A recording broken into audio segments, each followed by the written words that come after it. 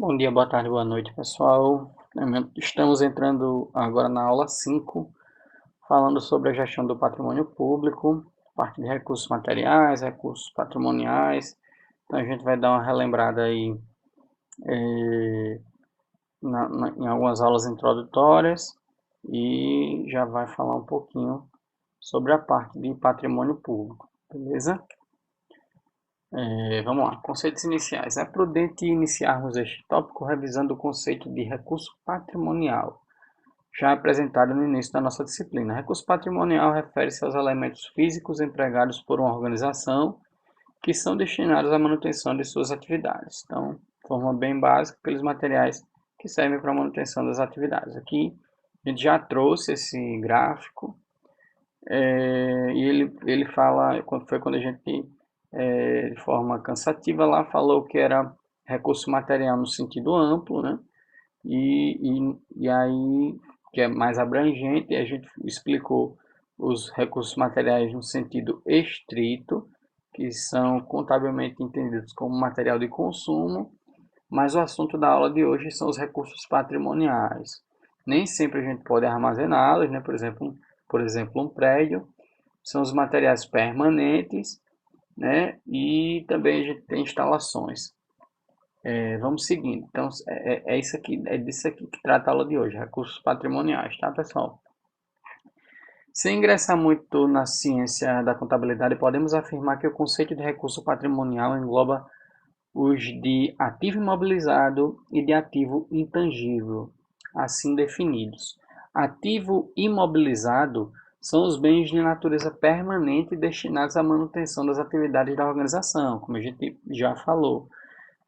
São bens permanentes que a organização necessita para poder operar, tá bom? Então, são os materiais permanentes aqui, o ativo imobilizado. Ativo intangível, pessoal, também faz parte do recurso patrimonial, mas é diferente.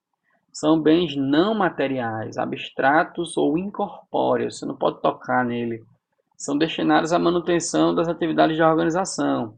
Por exemplo, softwares, patentes, marcas, direitos autorais, licenças e franquias.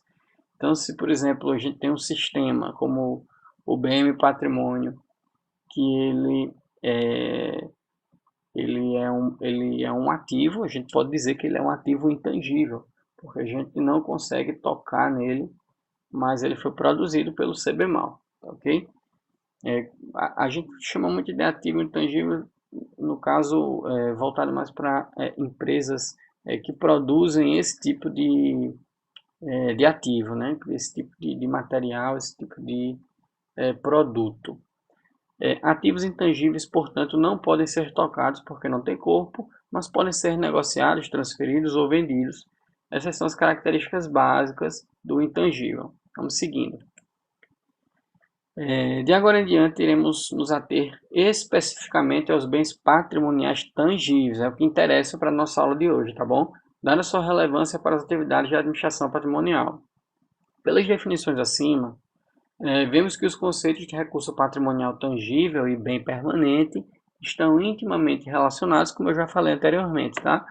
A classificação de um bem ou material como permanente ou também como bem de consumo é essencialmente uma classificação contábil, pois é referente à sua natureza de despesa no âmbito do CIAF. Pessoal, então, para vocês aí ficarem cientes, né? Quando a gente instrui um processo, é claro que no âmbito da gestão de compras lá, lembra do ciclo de compras lá que a gente falou nas primeiras aulas? Então, assim, tem planejamento, logo em seguida a aquisição. No processo de aquisição, é claro que empiricamente, né, a gente já aprendeu as regrinhas, né? A portaria 408 de 2002 do Tesouro Nacional, ela explica lá bem, é, a gente já viu isso na parte de classificação de materiais, é, o que é um material permanente e o que é um material de consumo, tá ok? Mas em que momento processual, por exemplo, o CBMAL ele define o que é um material de consumo e um material permanente?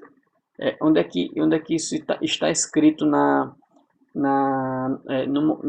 processo? pessoal, no momento da dotação, tá bom?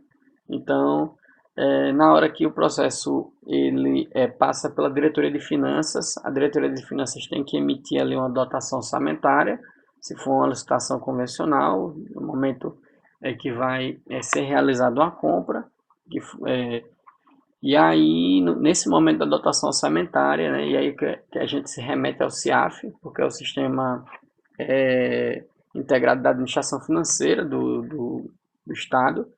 E aí é justamente nesse momento que ali é batido o martelo se o material é permanente ou não. Quem mais sabe da portaria 408 de 2002 é a diretoria de finanças, beleza? Porque quando eles emitem essa classificação contábil, quando eles emitem ali uma classificação, tem que ser contábil, então eles têm que definir ali a natureza da despesa sendo material permanente ou de consumo. É interessante nessa curiosidade, porque muita gente poderia pensar que isso era definido no âmbito da seção de patrimônio ou da seção de aquisição ou no próprio âmbito da DMP, que é mais amplo, mas não. Isso de fato é batido o martelo e definido lá na diretoria de finanças, tá bom? Vamos seguindo. Então, pessoal, o que é o tombamento, né? A gente vai ver agora o que é incorporação e tombamento. Trata-se do procedimento de identificação de um bem patrimonial, efetuado na incorporação do bem ao patrimônio de uma organização. Então, toda vez, pessoal, que um material ele chega, ele é recebido ali no almoxarifado, material permanente, a gente está falando aqui, ele tem a necessidade, primeiramente, nesse recebimento, de um procedimento formal. A corporação ela publica ali uma convocação de um servidor ou uma comissão de servidores para receber esse material de maneira formal através do TREM, que é um termo de recebimento de material, é um documento que ele está contido dentro do nosso sistema BMPAT, a gente vai ver isso mais adiante, tá bom? Então, assim, após essa incorporação, né, como componente dessa incorporação, a gente tem ali o tombamento, que é um procedimento de cadastro em um banco de dados na corporação, das características físicas, valor de aquisição, e a gente vai ver que ele é mais ou menos um espelhamento do trem que a gente confecciona. O bem recebe um número patrimonial pelo qual é identificado e uma plaqueta contendo esse número de registro e é afixada no bem. Quando possível, a gente vai discutir um pouco isso mais adiante, aí alguns exemplos dessas plaquetas, né? Códigozinho de barras com uma numeração, tá bom? Ainda falando sobre tombamento e incorporação, tem uma instrução normativa 205 de 1988, a gente vai discutir muito ela hoje. Da Secretaria de Administração Pública da Presidência da República, SEDAP, nos traz a seguinte orientação acerca da identificação de equipamentos e demais materiais permanentes, 7.1.3, na verdade 7.13. Para efeito de identificação e inventário, os equipamentos e materiais permanentes receberão números sequenciais de registro patrimonial, ou seja, a gente tem números diferentes e em sequência, tá bom, pessoal? O número de registro patrimonial deverá ser aposto ao material mediante gravação, fixação de plaqueta ou etiqueta apropriada. Para material bibliográfico, o número de registro patrimonial poderá ser mediante carimbo. Então, assim, para não danificar ali e nem soltar o caso fosse uma etiqueta ou uma plaqueta, tá bom? Então, isso é uma instrução normativa aqui da SEDAP. A gente tem alguns exemplos aí de materiais, de locais adequados para fixação de plaquetas, né? Que a gente tem estantes e armários e arquivos, né? E locais aqui que a gente pode afixar as plaquetas. Aqui mesas e imóveis, né? Locais também que a gente pode fixar aqui em máquinas e outros eletrônicos aí. A gente também sugerindo locais para poder fixar as plaquetas de tombamento, né? Também aí cadeiras, poltronas, tudo material permanente, tá, pessoal? Então, há bens cujas características físicas não comportam a fixação de plaquetas de identificação patrimonial. Como exemplo, podemos citar bens de dimensões reduzidas, como por exemplo alguns modelos de câmeras fotográficas digitais, muito pequenos. Obras de arte com características físicas passíveis de serem danificadas pela posição da plaqueta patrimonial. Vamos lá para o bombeiro. Pessoal, por exemplo, é um mosquetão, né? É um bem patrimonial, mas não tem como a gente fixar ali nem a etiqueta nem plaqueta, né? Por causa do uso dele, não é razoável. E aí tem outro fator também que ali desobriga o uso da identificação patrimonial, das plaquetas, né?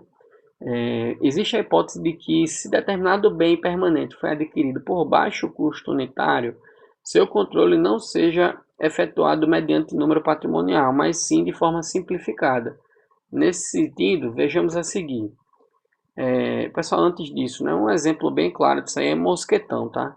Então, é um material permanente também, mas, tipo, imagina a gente controlar mais de 200 mosquetões, 300 mosquetões dentro da corporação, um material que o custo-benefício não compensa.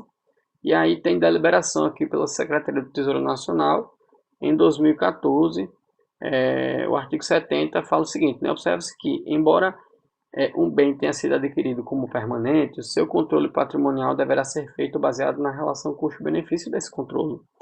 Nesse sentido, a Constituição Federal prevê o princípio da economicidade, lembra? Artigo 70 que eu falei, que se traduz na relação custo-benefício. Assim, os controles devem ser suprimidos quando se apresentam como meramente formais ou cujo custo seja evidentemente superior ao risco.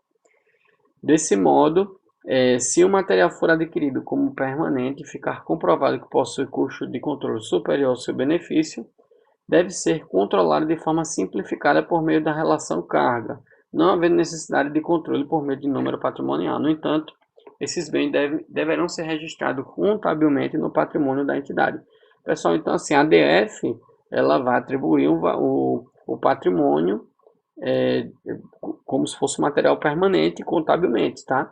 Mas no âmbito de controle, a gente observa aqui que o regramento ele desobriga, em virtude do custo-benefício, princípio da economicidade, da gente tá fazendo ali ter um número de patrimônio em mosquetões, por exemplo, distribuído em toda a corporação, em um material bem com um custo bem inferior à relação de controle.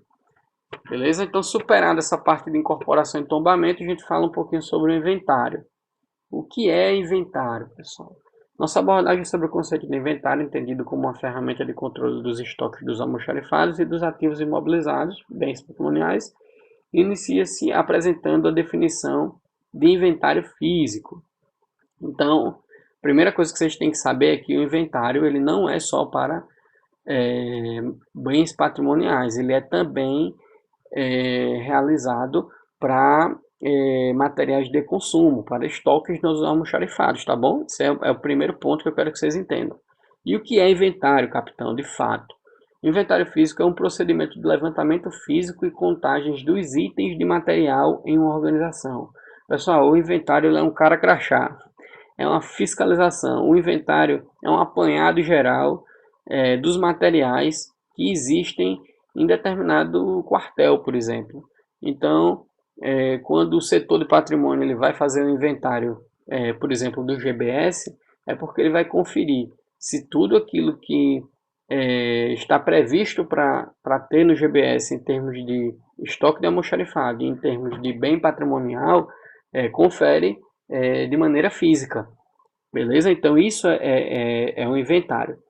Aí aqui a gente complementa. A conferência não se limita aos almoxarifados, mas às diversas incumbências da organização. Está falando de quê, pessoal? As seções, salas, todos os compartimentos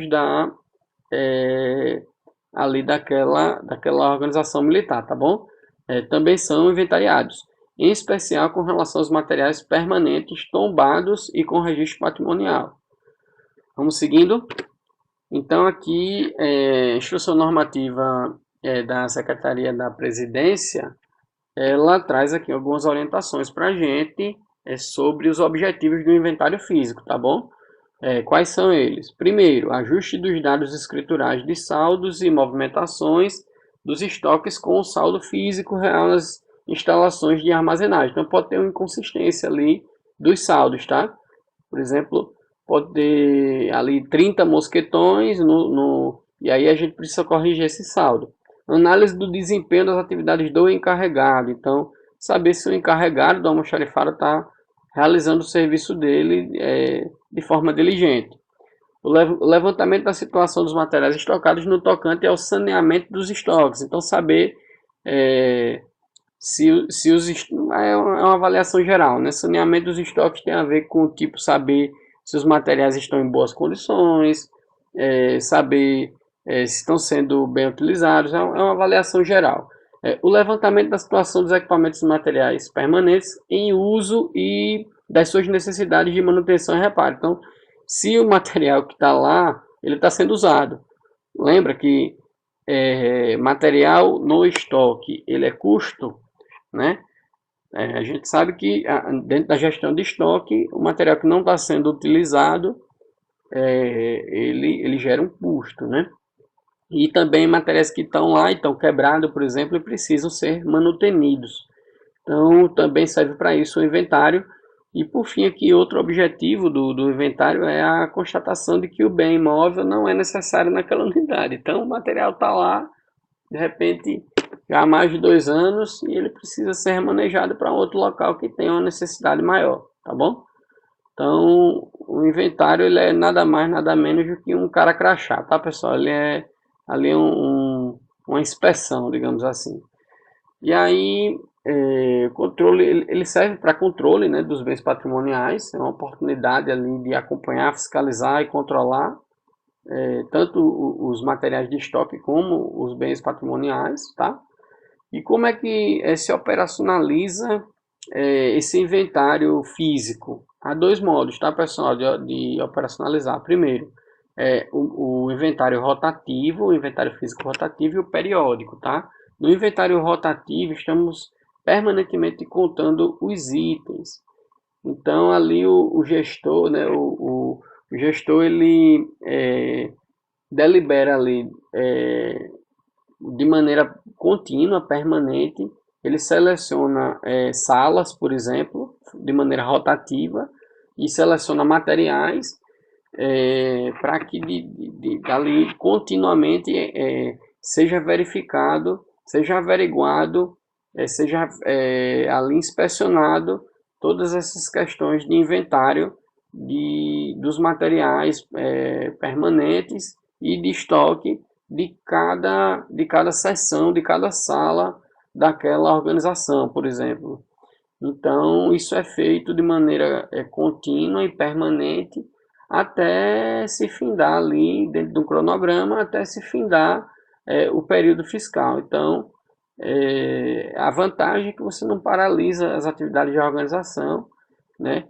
Porque você faz de maneira ali consistente, contínua, né? E ali meio que rotativamente, né? Você não parou uma sala, mas todas as demais salas elas continuam funcionando, tá bom? Então, a maneira rotativa de fazer inventário e tem a maneira periódica, que é que você parar geralmente no final do ano, no final do exercício fiscal, é a maneira mais comum, para que seja feito ali o inventário, tá bom? A contagem de todos os itens que tem dentro daquela organização, tá bom? Vamos seguindo então. Ainda falando sobre inventário, as informações coletadas no inventário físico são compiladas no inventário analítico. Então, já abre várias colunas e traz todas as informações de forma detalhada, por isso que chama inventário analítico, figurando, aí bota status, né? Perfeita caracterização do material, por meio de dados como descrição padronizada, número de registro patrimonial, valor, estado, local de uso. Então, assim, é uma descrição bem detalhada, por isso que é um inventário analítico, tá bom?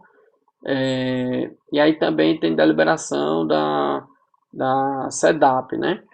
Ela fala o seguinte: tipos de inventário, pessoal, bem importante isso aí, viu?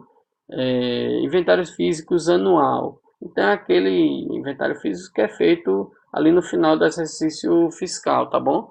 Então, é uma averiguação tanto dos materiais de estoque como dos bens patrimoniais anuais, né? Então, é importante e é o mais comum. Esse inventário físico anual é um tipo, tá?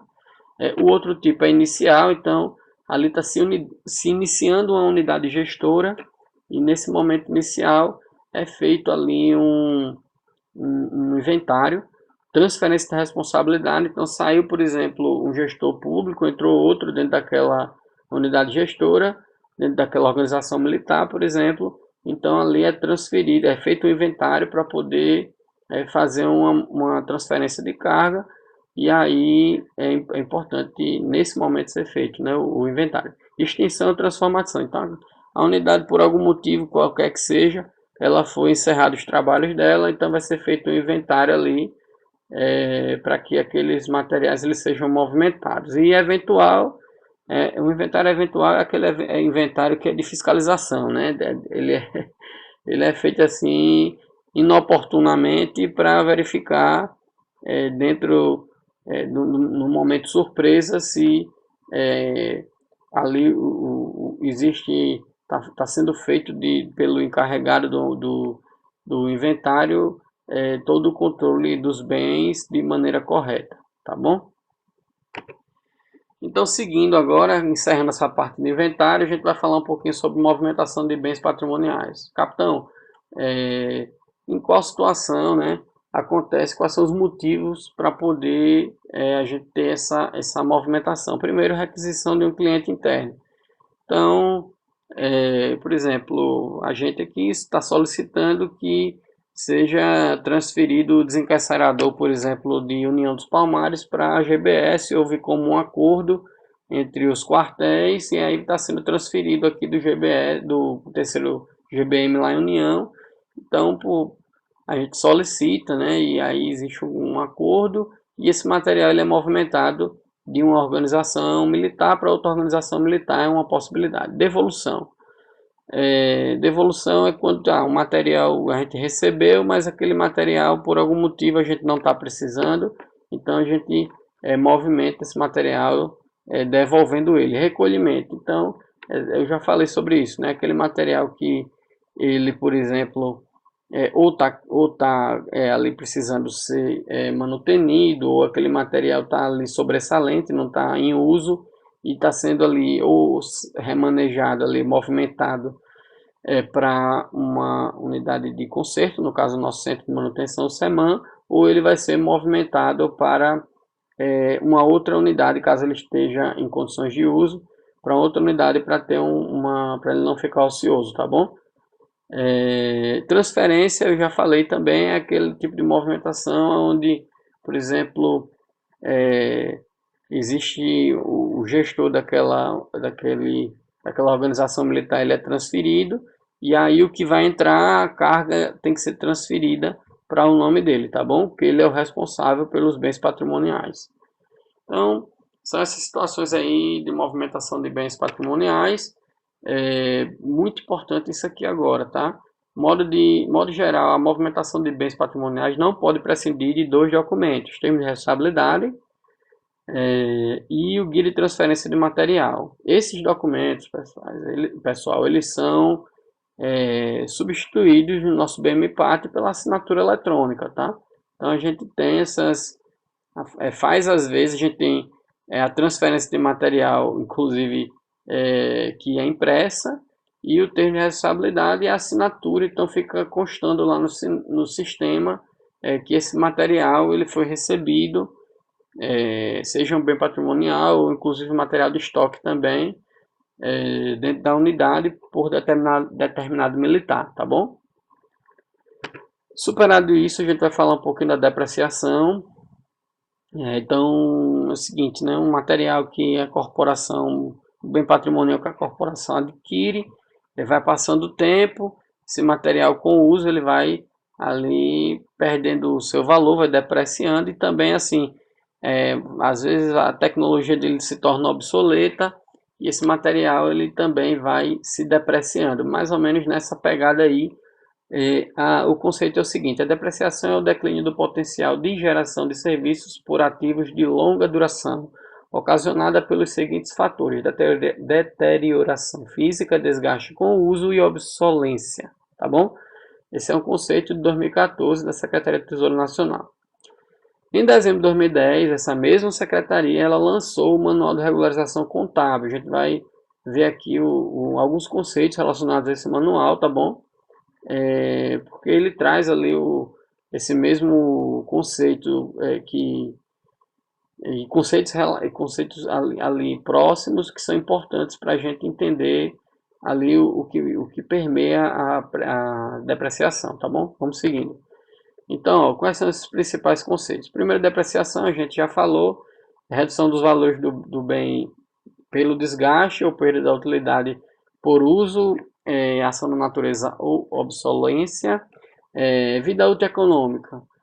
Não, minto. Vida útil. A vida útil é o período de tempo durante o qual a entidade espera utilizar o bem, tá? Então, é o tempo total, digamos assim, que aquele material ele vai ser útil.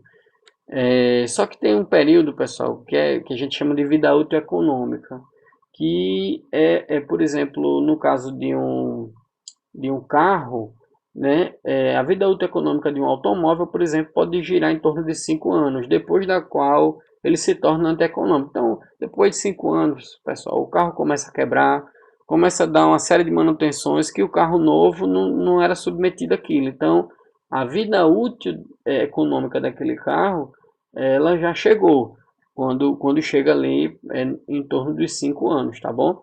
Então, a gente fala que é período de tempo durante o qual a entidade espera obter ainda fluxos de benefícios futuros de um bem, questão pecuniária, tá bom?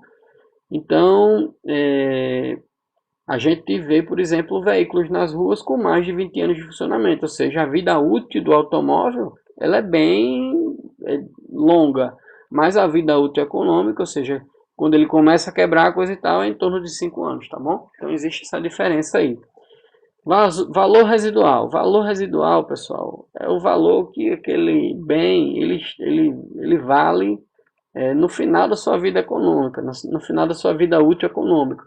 Então, assim, é o montante líquido que a entidade espera obter por um bem no fim da sua vida útil econômica. Então, assim, depois daqueles 5 anos ali, pessoal, que o bem começa a dar uma série de manutenções que ele não dava quando era novo, então a administração ela espera adquirir ali um montante líquido, né, em pecuniário, e esse montante ele é proporcional ao valor residual, né?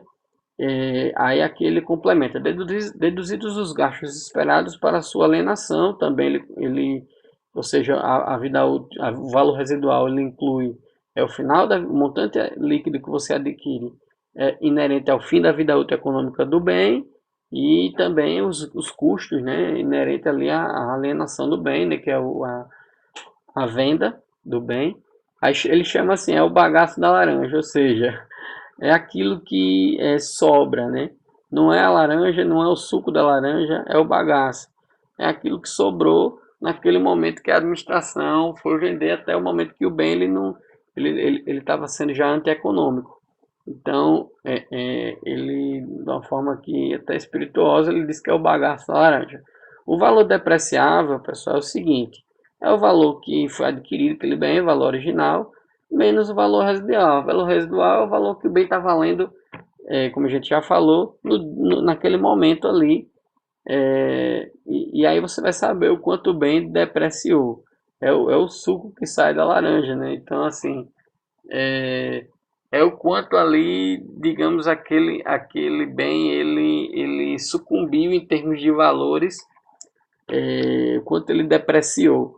Então a gente vai ver um exemplo e vai ficar mais claro aí para vocês entenderem esses valores aí que são relativos ao conceito de depreciação, tá bom?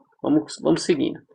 Então aqui o manual de regularização contábil, do Secretaria do Tesouro Nacional, ela traz alguns bens, traz um catálogozinho com alguns bens e mostrando ali uma relação de vida útil e o valor residual, ou seja, quanto aquele bem em percentual vai valer em relação ao valor original.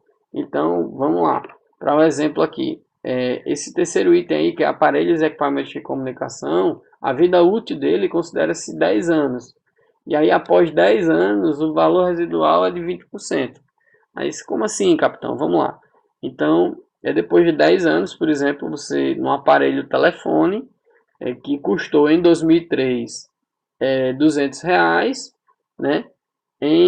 No final de 2012, ou seja, 10 anos depois, que é o valor, que é o final da vida útil, né? 10 anos depois, esse equipamento ele vai estar valendo 20% do valor que foi comprado, que era R$ 200. 20% de R$ 200 é R$ 40, certo? Então, o valor residual é R$ 40.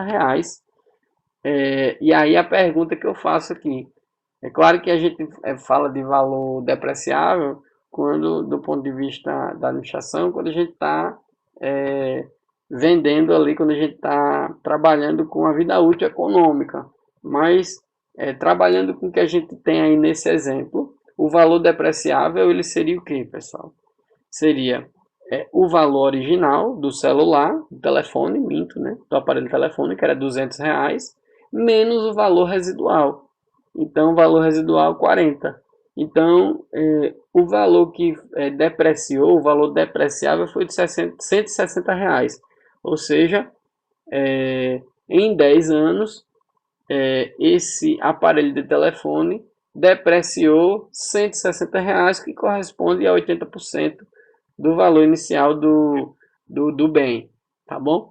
Então, acho que ficou mais claro aí depois desse exemplo as questões relacionadas à depreciação e os conceitos ali que permeiam a depreciação. Vamos falando agora sobre desfazimento de bens patrimoniais, né? É a saída de um bem patrimonial da organização ou seu desfazimento. É efetuado por intermédio da alienação. Então, a alienação ela está dentro da lei de licitações, tá bom, pessoal? Mas tem outras formas também do bem ele sofrer o desfazimento. Sendo essa a medida administrativa correspondente, aí vamos lá. A gente vai discutir mais isso adiante. Por sua vez, podemos definir o conceito de baixa de um bem como a sua retirada contábil do acervo patrimonial de uma organização. Um bem baixado deixa de fazer parte do ativo imobilizado da organização, tá bom? E aí, assim, quais são, pessoal, as situações que a gente vê que pode existir a baixa patrimonial? Primeiro, como a gente já disse, a alienação é a principal, tá? Então,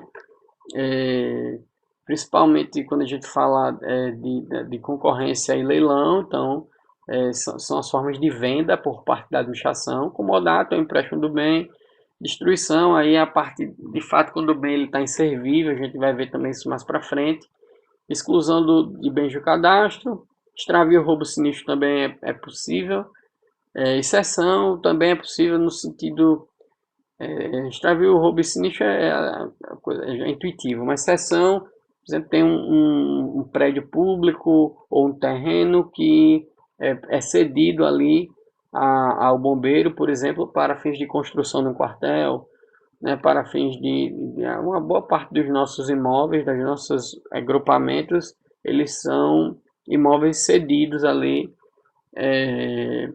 pela administração.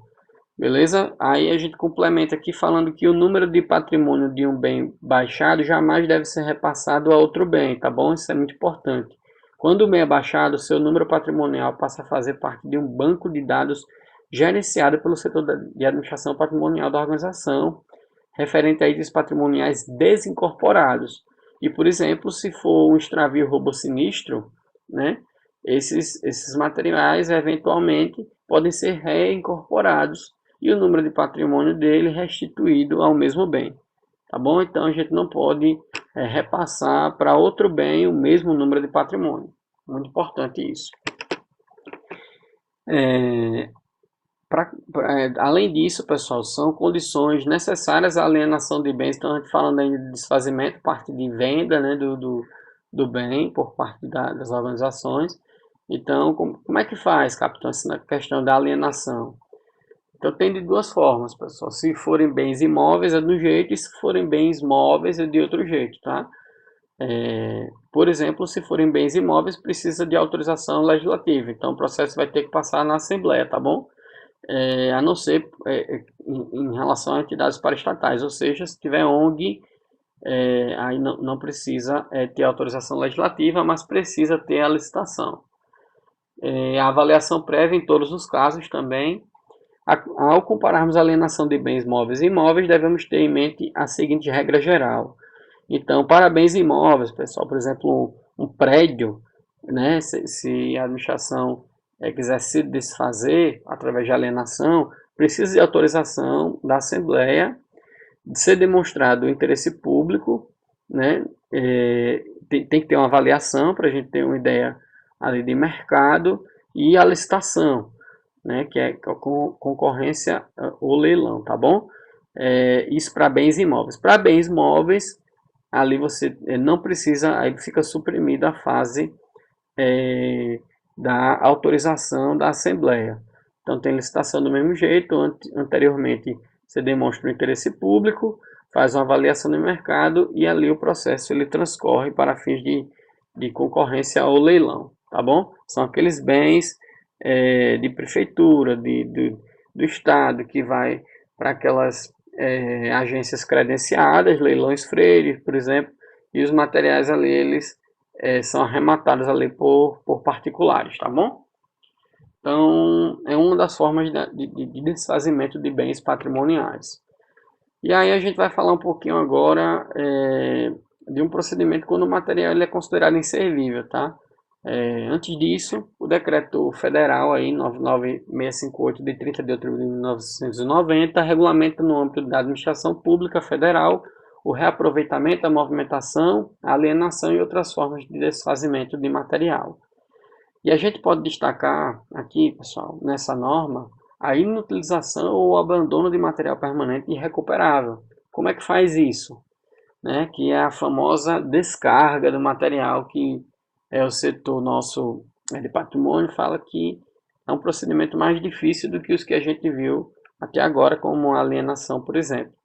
Então, o artigo 16 fala que, verificada a impossibilidade ou a inconveniência da alienação de material classificado como irrecuperável, a autoridade competente determinará sua descarga patrimonial e sua inutilização ou abandono, após a retirada das partes economicamente aproveitáveis, porventura existentes, que serão incorporadas ao patrimônio, tá? Então, aí é um procedimento de descarga patrimonial inerente ali ao material ele ser inservível. Não tem mais recuperação para aquele material. É uma situação um pouco mais burocrática do ponto de vista administrativo. Também achei pertinente aí a gente falar que existe regramento, existe um decreto no âmbito estadual, que é o decreto 17.930 de 2012, que trata dessa questão de desfazimento de bens patrimoniais, tá bom? Para fins de pesquisa. Para a gente encerrar a aula aqui, pessoal, a gente vai falar um pouquinho dessas duas ferramentas, na verdade, o BMPAT e o BMFROT, e o trem. A gente já falou que é o termo de recebimento, está na parte de incorporação, né? Quando o material ele chega na corporação, para ser recebido de maneira oficial, ali confeccionar esse documento, tá bom? Então a gente vai ver um pouquinho o trem, que é confeccionado dentro do BMPAT, e ver também o BMFROT e a utilidade desses dois sistemas da instituição. Vamos lá?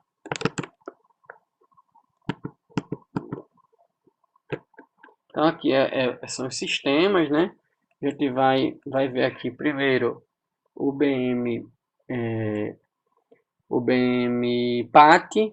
Eu já entrei aqui para facilitar, para a gente perder menos tempo. Se você observar, eu quero mostrar duas coisas para vocês aqui, pessoal. No BMPAT, ó, você tem transferência E aqui é transferência de todo tipo de material, não é material de patrimônio. Se você clicar aqui em pesquisar, deixa eu abrir aqui. Aí, vamos lá. Oh, desculpa, pesquisar não, efetuar. Efetuar aqui, tá? Vai ter aqui, ó, almoxarifado de origem. Você clica aqui, por exemplo, do GBS. Aí, para um outro almoxarifado de destino, vou botar aqui o do nono GBM. E aí você clica aqui, ó, quem é o militar que está recebendo lá. E aqui o militar, e aqui qual é o material, e aí a quantidade desse material e bota transferir, tá bom? Então é uma possibilidade. E o militar lá assina recebendo. Lembra que eu falei lá que tem que ter um termo de recebimento, que são exigência da movimentação? Aqui, pessoal, fica contemplado esse tipo de situação. Aqui para transferência entre almoxarifados, e aqui, ó, da mesma forma aqui também para materiais que têm patrimônio. É o mesmo sistema, né? Só que são campos diferentes porque são materiais de natureza diferente. Então, eram essas duas situações que eu queria mostrar para vocês. Mas tem mais um aqui, ó. Você clica aqui em Meus Trens, que aí é a parte de recebimento. Aí ele vai abrir isso aqui. Não. Vamos para cá. Vamos clicar aqui para vocês verem aqui. Vou clicar aqui em Meus Trens, ó. E aí ele aparece todos os trens que foram atribuídos a mim, é publicado lá no BGO e aí o próprio setor de patrimônio coloca aqui para que eu preencha o trem. Então esse aqui já foi entregue, ó. É um material da SOS Sul. A gente clica ali na lupa, né? Vocês viram. E aí ele vai abrir a parte editável, né? Esse material já foi entregue, já foi publicado e tudo mais. Então, vocês não vão conseguir ver a parte editável, né? Mas eu vou mostrar aqui como é que funciona. Tá demorando para abrir. Vamos ver aqui. Pronto, ó, ele abre isso aqui, pessoal. Aí você clica aqui em gerar extrato do trem. Quando você clicar em gerar extrato do trem, abrir esse documento aqui editável. Então você vai editar, certo? Aí lembra que eu falei lá o que é que tem que ter no tombamento? Então você coloca tudo aqui, ó. Se tiver número de tombo, marca, modelo, cor, tudo isso aqui vai sendo colocado, né? Destino, descrição aqui do material, uma série de também dados aqui relacionados à nota fiscal. Aí beleza. Aí depois que é feito isso, vamos voltar aqui. Aí tem gerar despacho. Isso vai gerar um outro documento, você preenche publicação, gera um outro documento. Aí você vem, reúne todos esses documentos, abre um processo. Aqui, ó, foi aberto um processo, tá? Aí você abre um processo, anexa esse documento aqui, né, com o número do trem e bota aqui devolver trem. Tá bom, pessoal? Então é muito fácil aqui de confeccionar um trem no sistema, porque ele já gera todos os arquivos em Word confeccionáveis e você abre o processo e depois insere aqui o processo assinado. Tá? Eu vou mostrar aqui para vocês, ó, termo de recebimento, exame material tal, quem assinou aqui, ó, aí foi assinado aqui no SEI pelo Capitão Lisboa, que era o mais antigo, tá bom? Bom, esse é o BM-PAT. Tem o BM Frota. O BM Frota, pessoal, ele é um sistema meramente de abertura de ocorrências de qualquer dano, qualquer ali, problema que acontece com a viatura, ele pode ser informado através desse sistema que é o BM Frota. Você aperta aqui em abrir a ocorrência e preenche, diz qual é a viatura, coisa e tal. Então ele é bem legal. Ele também traz informações gerenciais aqui, ó, né, a quantidade de viaturas operacionais, em manutenção, inativa, os chamados aqui que estão em aberto, os que já foram resolvidos. Então, as OS aqui, ó, que já foram enviadas, executadas. Então, ele é uma ferramenta gerencial e que ele serve aí para a gente abrir as ocorrências das nossas viaturas, né? De qualquer problema que aconteça com ela de falha mecânica, tá bom? Então era isso aí que a gente tinha para a aula de hoje, né? Voltar aqui. Era isso aí que a gente tinha para a aula de hoje. Queria agradecer e vamos ficando por aqui. A gente ainda tem mais uma última aula, tá?